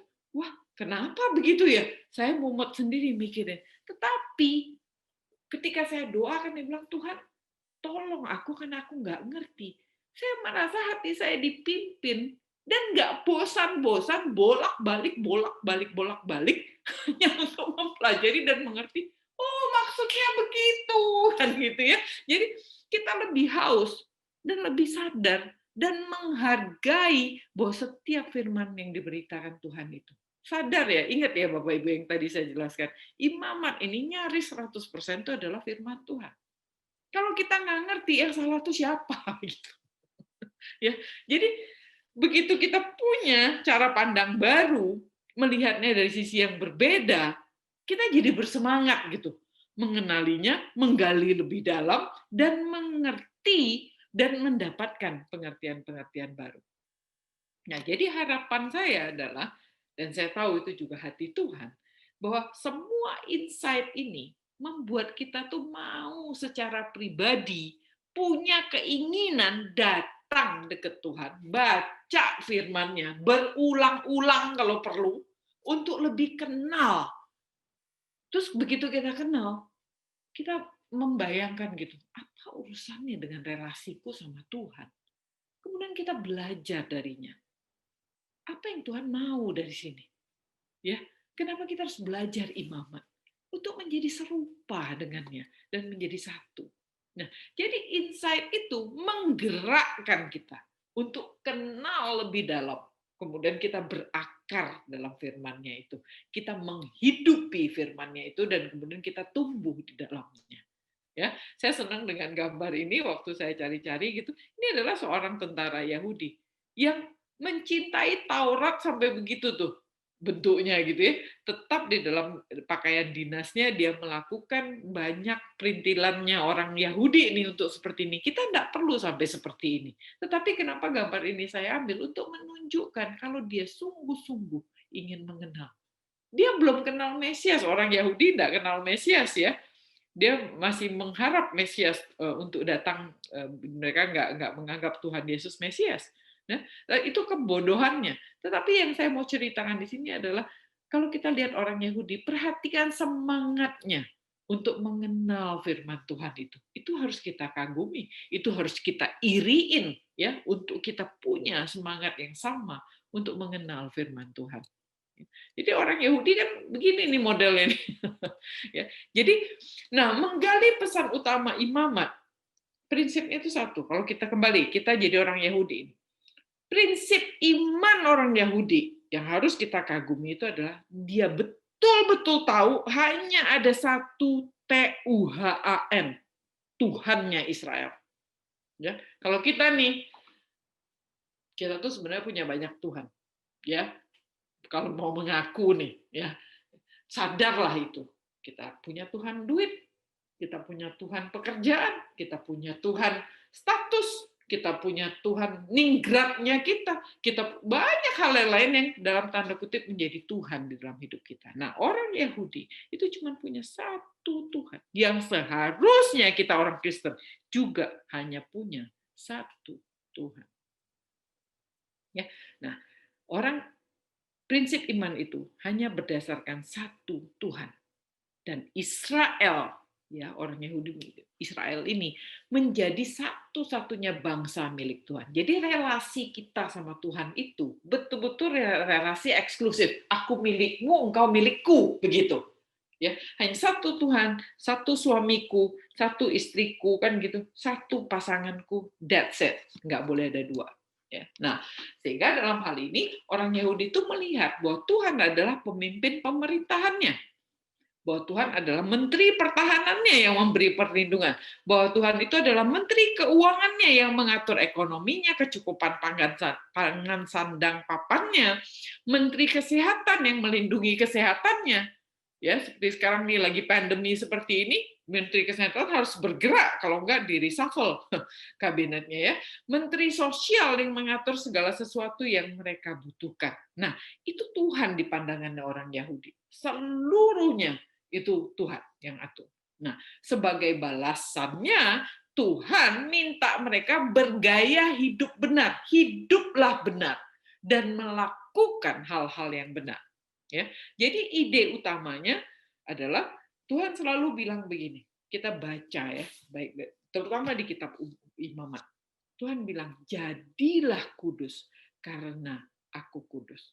Jadi Tuhan bilang, aku itu kudus, engkau harus jadi seperti aku, kudus, baru kita bisa nyambung, DNA-nya sama, kan gitu. Kalau enggak, engkau ayam, aku bebek, kan gitu, nggak bisa ngomong, nggak bisa nyambung. Nah, jadilah engkau kudus karena aku kudus, begitu. Itu ide utamanya. Nah, sehingga Tuhan minta kita menjadi sepertinya, hidup suci baru bisa menjadi satu dengan Tuhan. Kalau kita najis, Tuhan itu suci, nggak bisa kita datang, nggak bisa nyambung gitu. Nah, jadi untuk itu umat Israel tuh harus hidup kudus ya, supaya dia hidup kudus dia harus dipisahin, nggak bisa bercampur dengan bangsa-bangsa lain. Itulah tujuannya mengapa Tuhan itu pilih Israel, diambil dari Mesir, dipisahkan dan menjadi bangsa eksklusif kepunyaannya Tuhan yang harus berbeda dengan bangsa-bangsa lain. Ini kita udah bahas banyak sekali di Keluaran ya. Mereka tidak boleh misalnya pakai altar yang dipahat dengan batu karena orang Kanaan altarnya tinggi-tinggi pakai itu ya. Terus mereka tidak boleh mempersembahkan manusia gitu. Karena bangsa-bangsa lain mempersembahkan manusia sebagai korban. Mereka tidak boleh memasak anak kambing dalam susu induknya misalnya. Bukan karena resep, karena itu dilakukan oleh bangsa-bangsa lain. Nah, bangsa Israel itu dipisahin untuk jadi kudus, nggak boleh bercampur dengan bangsa-bangsa lain. Ya. Jadi hidup dengan cara dan dalam budaya Tuhan. Tuhan itu menarik mereka supaya hidup dengan caranya Tuhan, budayanya Tuhan. Tidak seperti bangsa-bangsa lain yang meniru atau menjadi bagian dari dunia. Nah, ini tantangan kita, Bapak Ibu. Apakah itu relevan nggak buat kita sekarang? Sangat relevan. Engkau ditarik dari dunia, dan Tuhan bilang, engkau menjadi garam dan terang dunia, bukan dunia yang menggaramimu, bukan dunia yang menerangimu. Terbalik, kita yang harus jadi garam dan terang dunia. Kita yang menjadi berkat bagi dunia, bukan dunia yang kita harapkan menjadi berkat bagi kita. Jangan terbalik ya. Nah, sehingga untuk menjadi bahagia itu adalah menjadi suci. Nah, coba pikirkan itu. Yang harus terjadi adalah kesucian itu harus terjadi sekarang. Saat ini. Ketika kita hidup suci, kita akan mendapatkan sebuah kebahagiaan nanti sebagai hasil dari kesucian kita. Yang terjadi sekarang kan dari kita nih, gaya hidup kita kan kita selalu gini, hari ini mau apa? Nih lagi pandemi. Enggak lah, aku tetap mau jalan-jalan. Buat apa? Buat happy-happy. Kan gitu ya. Kita mau happy sekarang. Suci. Ntar deh ya. Kita mau happy now. Suci. Kapan-kapan kan gitu. Itu yang Tuhan bilang. Itu bukan gaya hidup sebagai anak Tuhan. Anak Tuhan yang Tuhan tuntut adalah engkau apakah hidupmu suci sekarang? Dan untuk menjadi suci, engkau akan diketahuin orang. engkau akan ditinggalkan orang, dan hidupmu tidak menyenangkan, kan begitu. Tapi engkau akan mendapatkan happy later. Karena sebenarnya to be really happy itu adalah really holy. Ya, karena happy itu nanti baru kita ketemunya setelah kita menjalankan hidup suci ini dengan pengharapan yang datang dari Tuhan.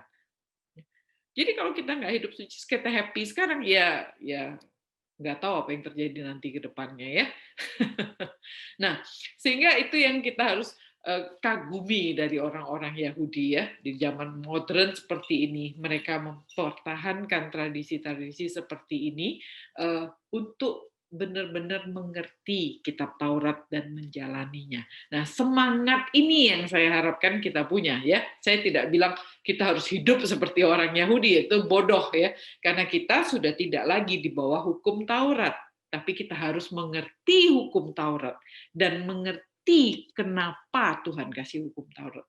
Nah, belajar prinsipnya dan menghidupinya dengan prinsip itu. Karena yang memberikan hukum Taurat ini tetap Tuhan yang sama loh yang kita sembah saat ini. Hanya hukum Taurat ini sudah dipenuhi oleh Tuhan Yesus yang datang tebus kita, jadi kita punya Mesias. Nah, orang Yahudi ini konyolnya mereka tidak kenal Tuhan Yesus sehingga dia terpaksa harus menjalankan tradisi ini. Ya, segala macam kesulitan ini. Nah, saya mau menekankan ini tadi. Jadi kalau kita bilang nih kita tuh diberkati, kita ngerti nggak sebenarnya diberkati itu apa? Ya, ada orang kan bilang begini, diberkati itu adalah bahagia, feeling yang nomor satu tuh ya, to feel great sense of happiness, enjoyment. Ketika kita tuh diberkati, ketika kita bahagia gitu, bisa menikmati semuanya, kan gitu ya. Wah, nonton performance yang baik, waduh, I'm blessed kan gitu. Aku mendapatkan ketika makan enak, I'm blessed. Ketika perhiasannya meling-meling, I'm blessed. Ketika naik mobil mewah, I'm blessed. Ketika punya rumah mewah, I'm blessed gitu. Itu nomor satu, pengertian nomor satu. Pengertian nomor dua adalah to be made holy, untuk menjadi suci. Nah, pertanyaannya adalah yang mana nih yang benar? Ya, ini saya cuma ambil dari internet gitu ya. Tapi saya pikir, iya ya, mungkin dunia ini kita udah terbalik-balik loh. Nggak ngerti feel blessed itu blessing dari Tuhan itu yang mana? Apa betul Tuhan kalau bilang nih aku memberkati engkau, artinya ceng-ceng, ntar lagi cincinnya 10 gitu. Ntar lagi punya mobil mewah, ntar lagi punya makan enak, begitu. Apa iya begitu? Nah, mari kita cari itu di firman Tuhan ya. Apa sih artinya diberkati? Nah, diberkati itu kalau kita masuk ke dalam khotbah di bukit, ya, bacalah di sini. Ini adalah kata-kata kalau bahasa Inggrisnya semuanya pakai bless ya, makanya saya tulis dalam bahasa Inggris ada bahasa Inggrisnya di sini blessed, diberkati, berbahagialah kalau dalam bahasa Indonesianya ucapan berbahagia. Berbahagialah orang yang miskin di hadapan Allah.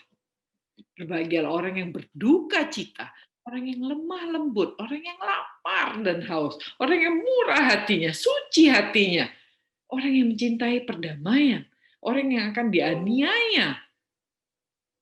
Di mana tadi berkat duit tadi, kemewahan tadi, keenakan tadi, kenyamanan hidup tadi? Kok jadi nggak cocok kan gitu ya? Jadi kalau kita pikir-pikir ulang lagi, yang mana yang definisi benar dong kalau begitu? Apakah definisi being blessed itu, diberkati itu betul-betul, wah gue bahagia nih, happy-happy sekarang gitu ya? Atau jangan-jangan salah nih selama ini? Apa artinya diberkati? Ya, nah itu yang kita harus belajar dari imamat. Apa artinya diberkati di dalam Tuhan? Ya, nah, jadi itu yang akan kita belajar di imamat ya. Nah, saya nggak akan kasih sekarang, kan kita harus belajar sama-sama supaya kita benar-benar mengerti. Oh, itu yang namanya diberkati. Nah, kitab imamat, buku imamat ini membukakan apa artinya diberkati, dan kita betul-betul mengerti itu tuh artinya diberkati. Ya, nah jadi kita belajar nomor satu adalah strukturnya imamat. Nah, Dari pasal 1 sampai pasal 7 itu bicara tentang offerings dan sacrifices, ya. Nah, ini sebenarnya bahasa Inggris tuh cakep ya, offerings dan sacrifices. Tetapi bahasa Indonesia korban, korban, korban gitu. Nanti kita lihat bedanya ya. Lalu pasal 8 sampai 10 itu bicara tentang keimaman. Ya. Lalu pasal 11 sampai 15 itu bicara tentang haram tidak haram, najis atau tidak tahir dengan tahir, ya, unclean untuk menjadi clean. Lalu pasal 16 itu adalah tengahnya adalah hari raya pendamaian, di Day of Atonement. Lalu pasal 17 sampai 22 adalah bicara tentang hal-hal yang biasa dan hal-hal yang kudus. Ya. Dan pasal 23 sampai 25 bicara tentang hari-hari raya, tentang peribadahan, dan terakhir bicara 26 dan 27 itu bicara tentang sanksi. Ada berkat dan ada kutuk, ada juga binasa.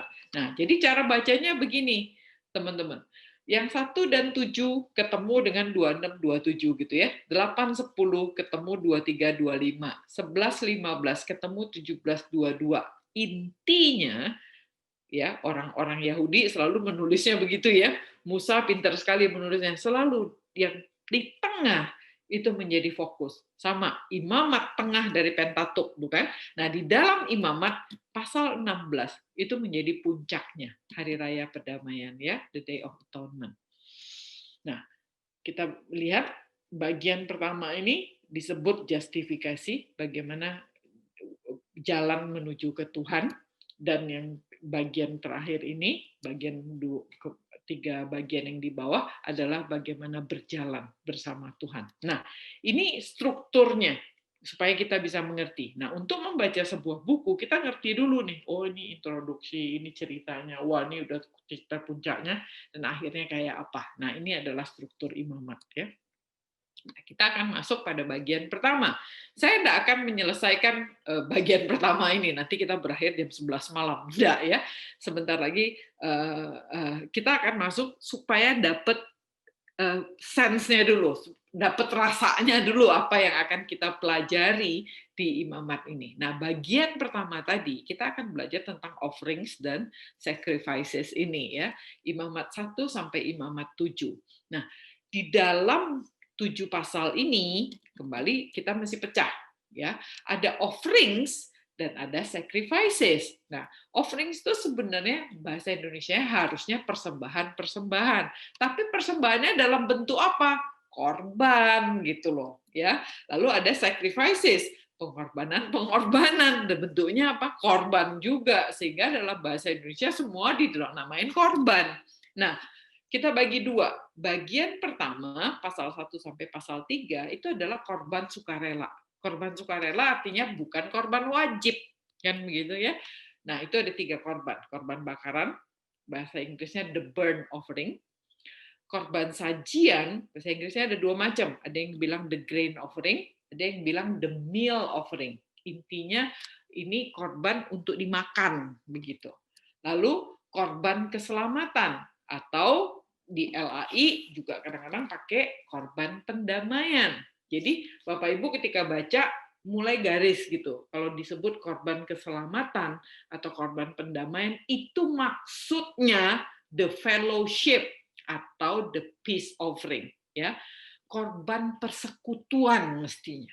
Korban bersama-sama gitu, ya. Persekutuan. Ya, nah nanti kita lihat cirinya. Ya, nah ini masing-masing korban ini ada cirinya sendiri-sendiri. Korban bakaran, korban yang dibakar sampai habis. Korban sajian enggak, ada bagian untuk imam. Korban keselamatan, oh dibagi-bagi. Yang kasih juga boleh makan, keluarganya boleh makan juga, imamnya boleh makan juga, dan ada yang dikasih ke Tuhan. Nah, gitu. Nah, itu bagian pertama. Bagian kedua, pasal 4 sampai pasal 7, ini adalah korban wajib. Nah, korban wajib ini ada korban penghapus dosa. Kalau orang sudah berdosa, ya harus wajib korbannya, kan gitu ya. Atau melakukan kesalahan, the guilt atau trespass offering. Ya. Nah, jadi membaca pasal 1 sampai pasal 7 ini ada 2 bagian besar. Nah, minggu depan kita akan fokus di bagian pertama dulu. Semoga selesai, baru minggu berikutnya kita akan masuk ke bagian kedua, pasal 4 sampai pasal 7 ya. Nah, saya akan kasih clue sedikit, cuma 3 ayat aja kita bahas pasal 1. Kita akan mulai, Imamat 1 ayat 1. Tuhan memanggil Musa dan berfirman kepadanya dari dalam kemah pertemuan. Jadi Bapak Ibu, Anda silakan buka kitab Imamatmu dan baca ayat 1, pasal 1 ayat 1. Tuhan memanggil Musa dan berfirman kepadanya dari dalam kemah pertemuan. Ingat ya. Jadi di sini adalah ada panggilan. Kalau Tuhan memanggil Musa berarti di luar, kan begitu? Ini jadi Tuhan panggil, berarti ada suara yang keluar dan terdengar oleh Musa. Ya, di gereja kami lagi sama-sama belajar untuk mendengar Tuhan. Saya belum pernah mendengar Tuhan itu ada suara terdengar di telinga saya. Tetapi hatiku bergerak. Kemudian ada pikiran yang terlintas. Nah, saya mulai Tuhan kita adalah Tuhan yang hidup. Dia berbicara. Dan cara Tuhan berbicara kepada saya yang saya baru alami ya begitu. Ya, hatinya bergerak. Kemudian ada sesuatu yang terlintas gitu dalam pikiran dan di dalam hati dan ada debar-debar begitu ya. Sehingga saya tahu, oh ini Tuhan lagi bicara. Nah, tetapi dalam kasus Imamat 1:1 ini Tuhan memanggil Musa, itu ada suara yang terdengar oleh Musa. Ya, ya. Nah, dicatat hanya 3 kali kata Tuhan memanggil Musa. Hanya 3 kali dari seluruh kitab Keluaran yang kita baca, bukan Keluaran, dari seluruh kitab Pentatuk yang Musa catat, hanya 3 kali ada catatan Tuhan memanggil. Ya, yang nomor 1 itu di Keluaran 3 ayat 4. Tuhan berseru di bahasa Indonesianya, tapi sebenarnya dalam bahasa Inggrisnya adalah the Lord call him, ya. Tuhan berseru dari semak duri di padang gurun Horeb saat ia menggembala, ia dipanggil untuk pergi ke Firaun dan membawa umat Israel keluar dari Mesir. Nah, di Keluaran 3 ayat 4 itu kalau Bapak Ibu baca, itu adalah the Lord call him. Itu pertama kali Musa dipanggil dan itu pun suaranya ada ya. Jadi semak duri itu manggil Musa, Musa. Dan Musa baru datang. Siapa itu? Kan gitu ya. Aku di sini kata Musa. Nah, yang kedua kali itu Keluaran 19. Kembali LAI mencatatnya sebagai Tuhan berseru. Jadi ada suara ya dari Gunung Sinai, saat Musa naik ke gunung ada suara. Dan Tuhan memberinya perjanjian untuk umat Israel. Dan sekarang ini yang ketiga kalinya, ya. Jadi di Keluaran ada 2 Tuhan memanggil Musa, dan ini yang di Imamat dimulai dengan Tuhan memanggil Musa. Itu penting ya. Tuhan memanggil dan ini datangnya dari dalam kemah pertemuan. Harusnya dari atas tutup perdamaian, the mercy seat. Ya. Nah, jadi dari dalam kemah pertemuan. Nah, saya mau menekankan dari dalam kemah pertemuan ini. Kenapa itu penting dari dalam kemah pertemuan? Ingat nggak Keluaran 40? Kembali ya, saya harus bolak-balik nih supaya Bapak Ibu mengerti. Nah, Keluaran 40, lalu awan itu menutupi, ini kemah suci udah jadi kan, lalu awan itu menutupi kemah pertemuan dan kemuliaan Tuhan memenuhi kemah suci. Ya, sehingga Musa tidak dapat memasuki kemah pertemuan sebab awan itu hinggap di atas kemah itu dan kemuliaan Tuhan memenuhi kemah suci. Apabila awan itu naik ke atas kemah suci, berangkatlah orang Israel dari tempat mereka berkemah. Akan tetapi jika awan itu tidak naik, maka mereka tidak berangkat sampai hari awan itu naik.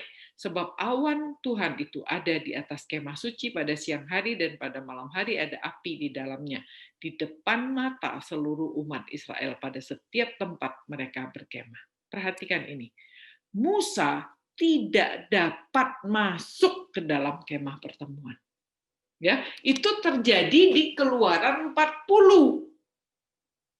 Ya, jadi kalau kita buka Alkitab kita tadi, itu kejadian ini Keluaran 40. 1 lembar setelah itu Tuhan memanggil Musa dari dalam kemah suci. Nah, itu dia. Itu signifikan ya, yang harus kita perhatikan dengan betul. Jadi Tuhan memanggil Musa itu dari dalam kemah pertemuan. Artinya kemah pertemuan itu sudah menjadi kediaman Tuhan. Sama seperti Gunung Sinai. Tuhan panggil Musa dari Gunung Sinai. Gunung Sinai itu menjadi tempat kediaman Tuhan. Sekarang Tuhan tidak lagi panggil dia di Gunung Sinai. Musa tidak perlu naik Gunung Sinai, tapi dari kemah pertemuan. Kemah pertemuan sudah menjadi kediaman Tuhan. Dan Tuhan artinya menjadi host-nya, menjadi tuan rumahnya. Musa tamunya yang baru boleh masuk jika dipanggil. Ya, nah itu signifikansinya di situ. Lalu kita masuk ke ayat 2. Berbicaralah kepada orang Israel dan katakan kepada mereka, apabila seseorang di antaramu hendak mempersembahkan persembahan kepada Tuhan, haruslah persembahanmu yang kamu persembahkan itu dari ternak, yaitu dari lembu sapi atau dari kambing domba. Nah, perhatikan. Yang Tuhan tekankan di sini adalah berbicaralah kepada orang Israel. Jadi kitab Imamat, walaupun namanya Levitikus, ini bukan untuk orang Lewi. Ini untuk orang Israel. Nah, semuanya ya. Jadi berbicara kepada orang Israel, ini untuk kalian nih pesannya. Dan ini adalah ketetapan untuk seluruh umat Israel. Nah, apa yang Tuhan bilang ya di bahasa Inggrisnya nih? When any of you, nah saya tekankan any of you-nya dulu. Apabila seseorang dari antaramu hendak mempersembahkan persembahan kepada Tuhan. Ya, any of you, artinya seseorang di antaramu. Itu bisa jadi orang Israel asli, bisa jadi termasuk orang asing yang tinggal bersama-sama orang Israel. Ingat ya, waktu mereka keluar dari Mesir, mereka bawa orang Mesir.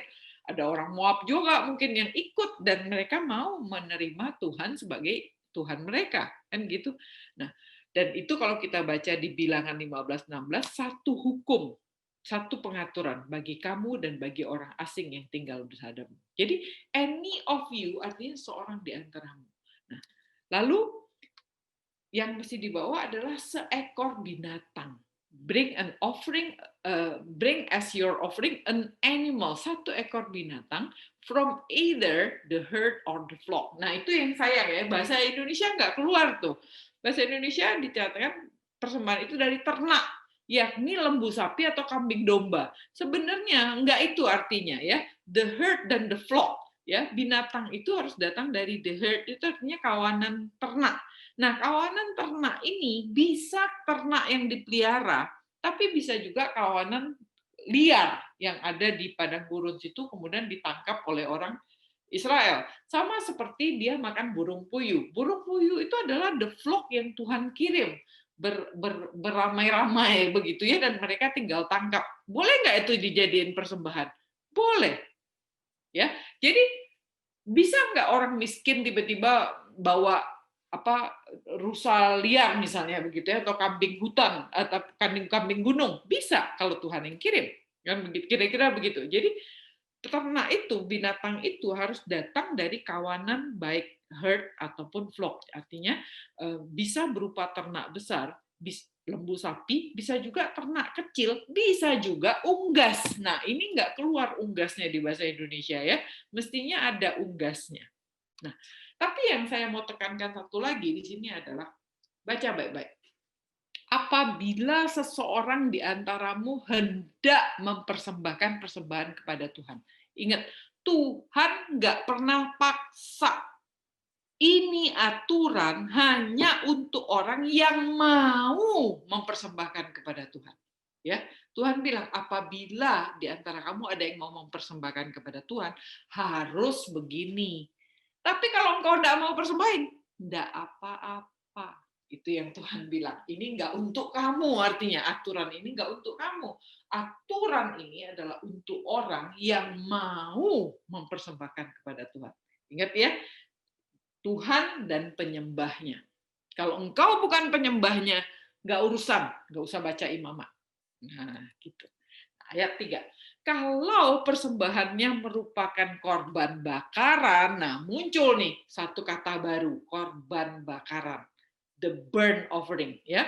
Dari lembu, bahasa Inggrisnya from herd, itu dari kawanan, kawanan besar, haruslah ia mempersembahkan seekor jantan yang tidak bercela. Ia harus membawanya ke pintu kemah pertemuan supaya Tuhan berkenan akan korban itu.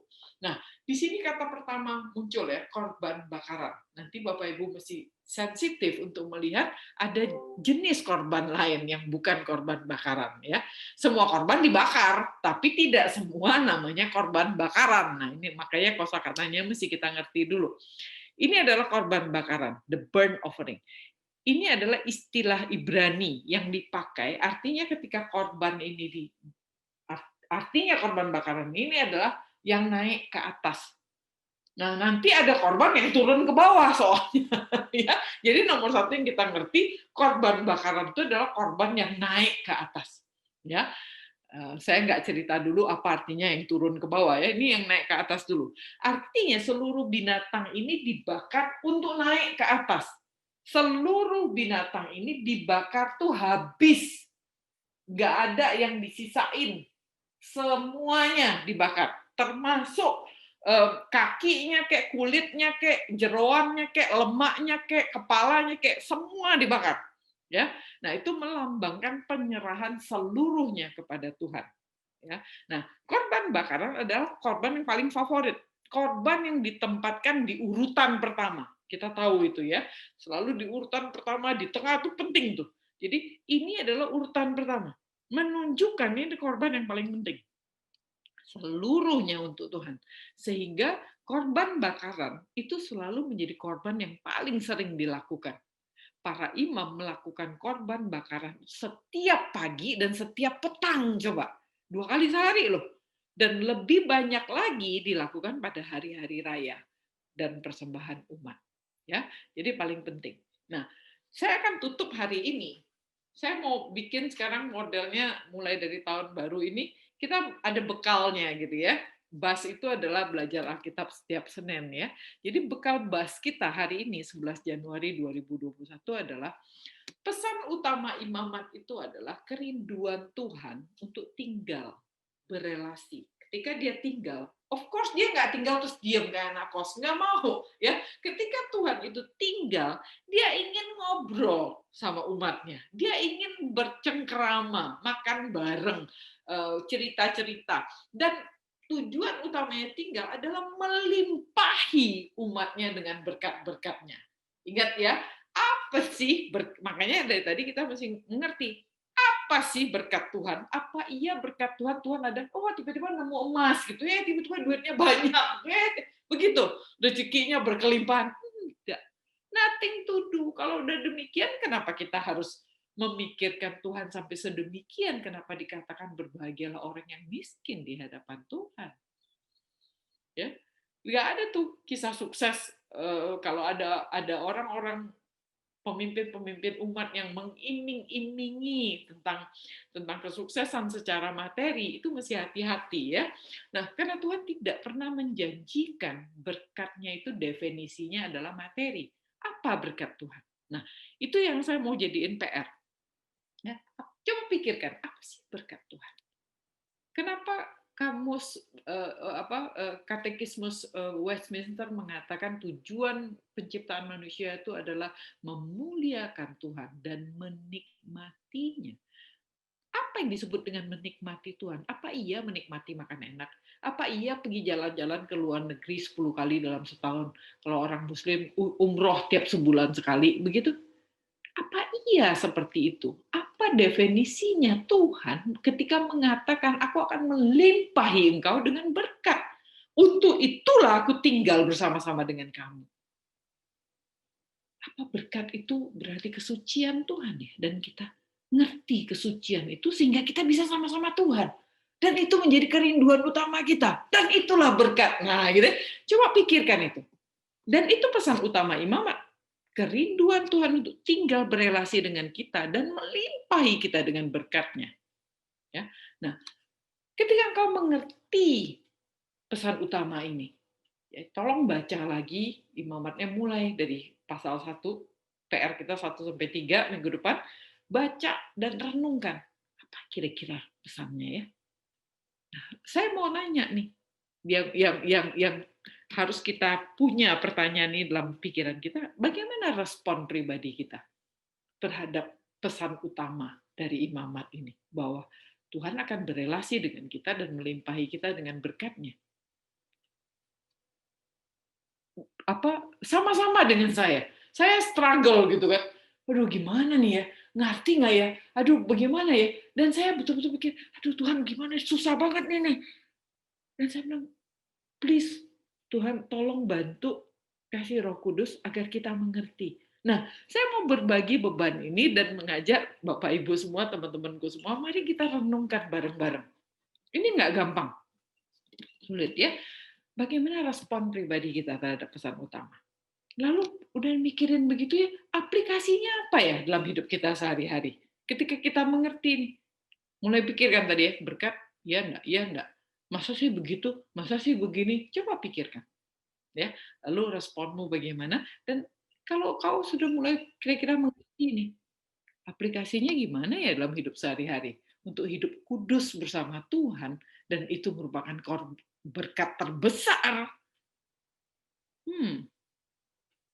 Ya, nah, lalu setelah kau tahu dan kau menjalaninya dan tahu bahwa hidup suci itu merupakan berkat terbesar dan kemudian kau merasakan ada sukacita dalam hidupmu, kira-kira bagaimana kau punya kerinduan untuk membagikan insight ini? Nah, saya akan tutup di sini. Mari kita satukan hati kita, kita tundukkan kepala kita mau berdoa. Kami tahu keterbatasan kami ya Tuhan. Kami tahu ada banyak hal kami tidak mengerti. Kami tahu betapa kami mau datang pada Tuhan dan dengan apa adanya. Karena kami merindukan untuk mengenal Engkau. Karena kami merindukan untuk tahu pesan apa yang Tuhan mau sampaikan dari buku Imamat ini. Kami tahu Tuhan ada banyak hal di dalam benak kami yang menghalangi kami untuk mengerti.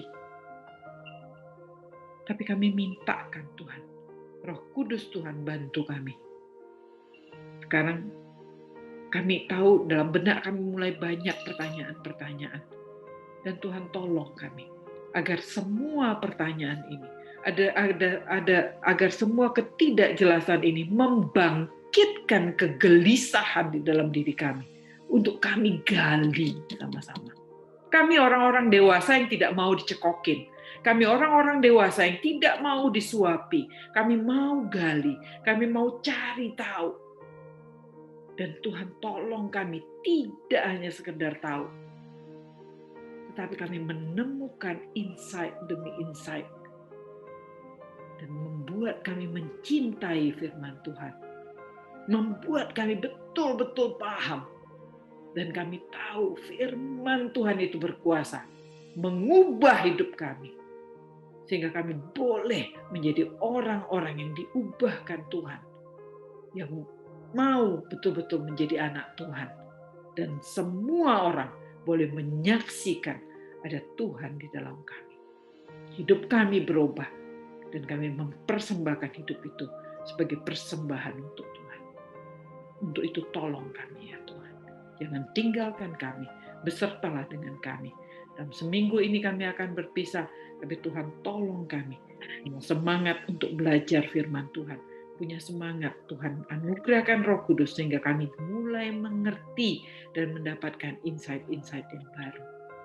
Terima kasih ya Bapak, kami serahkan sisa malam ini dalam tangan Tuhan. Tuhan sendiri yang menolong kami untuk menutup hari ini dengan bersukacita. Kami terima kasih. Kami berdoa dan naikkan ucapan syukur kami di dalam nama Tuhan Yesus, Allah kami yang hidup. Amin. Kita mau sampai di sini dulu ya. Kita akan ketemu lagi minggu depan.